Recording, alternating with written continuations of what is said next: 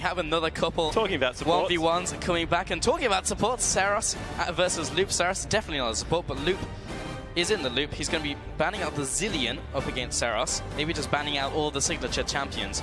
Urgot will be banned up against Loop. I would like to see a Bard. That's what I want. That's what I was going to mention. Bard. We'll see if we can get Brad onto the Snowdown Showdown. Brad?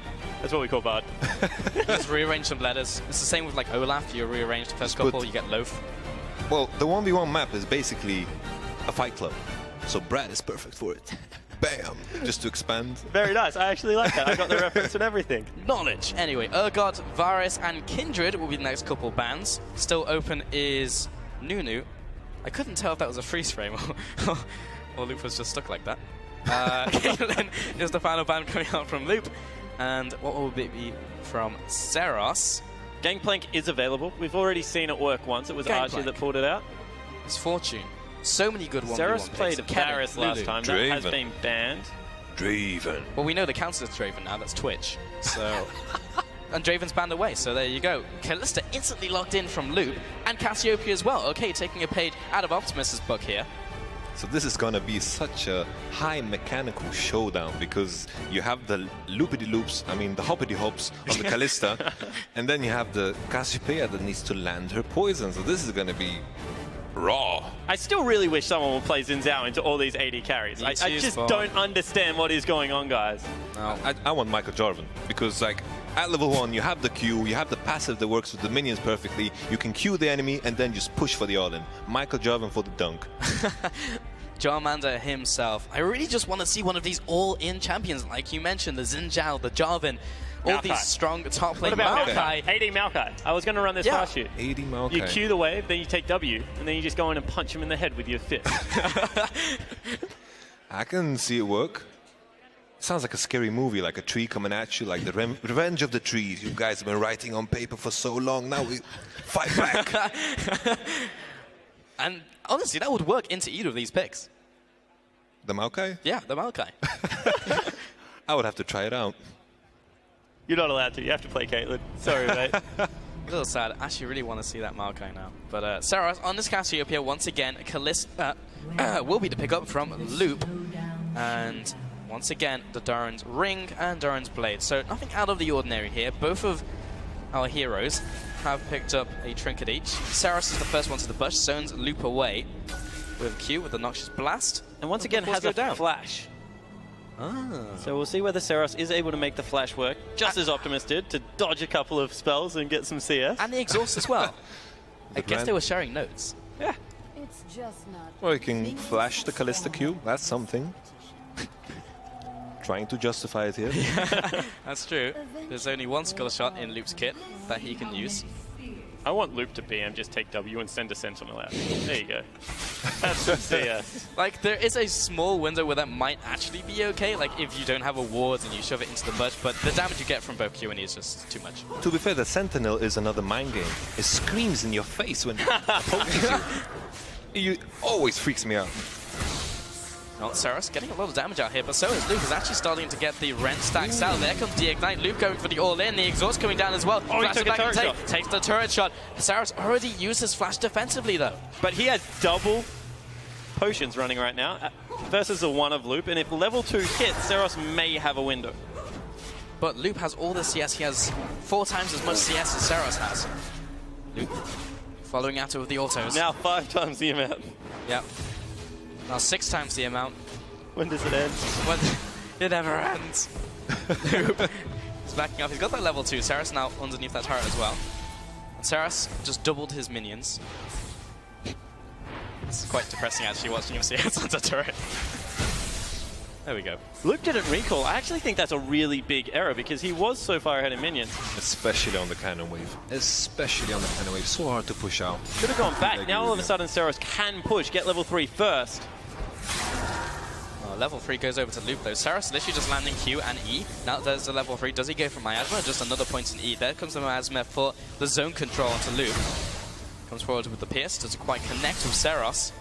But yeah, I really feel Loop should have gone back. Now it looks like he's just going for the Relic. And all of a sudden, Cassiopeia is actually stronger in this matchup, I feel. She's got the pushing advantage. She hits the poison. Here we go. Again, the Twin Fangs out, the Miasma as well. Loop has to back off Ceros. The Vision has been cut. Doesn't have the ward for the Vision, however. Miasma spreading into the bush will get from that. Loop walks back into it just to damage himself. Now look how much healthier Ceros is, and Loop is really far off. And this is why the ring has one advantage. It gives you an extra potion. For sure. Also, the mana regen is helping out immensely because Cassiopeia, as we said before, likes to spend that mana. And this is going to be a big minion wave. Ceros has just seen that Loop's gone back. He's going to shove the wave as hard as he can. Cassiopeia can do that quite well.